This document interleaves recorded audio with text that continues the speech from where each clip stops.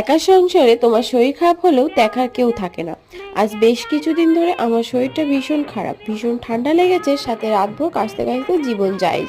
আমার ভয়েস শুনে তোমরা নিশ্চয়ই বুঝতে পারছো ঠিক কতটা পরিমাণ ঠান্ডা আমার লেগেছে। প্লিজ তোমরা একটু মানিয়ে নিও। যাই হোক, সকালে ঘুম থেকে উঠে ফ্রেশ হয়ে একটু স্কিন কেয়ার করে নিলাম। আর এখন যেহেতু শীতকাল পড়ে গেছে, হাত মুখে ভীষণ টান হয়েছে, সাথে ঠোঁটটাও ফাটছে। এই জন্য না শীতকালটা আমার একদমই পছন্দ হয় না।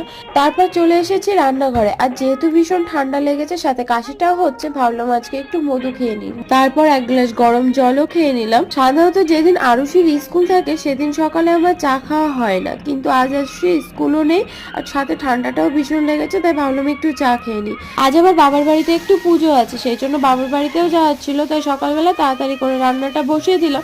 রান্না করেছি ফুলকপি আলু দিয়ে রুই মাছের ঝোল। এরই সাথে যে বাসনগুলো পড়েছিল সেগুলো মেজে নিলাম। নেক্সট পার্ট দেখার অনুরোধ রইল।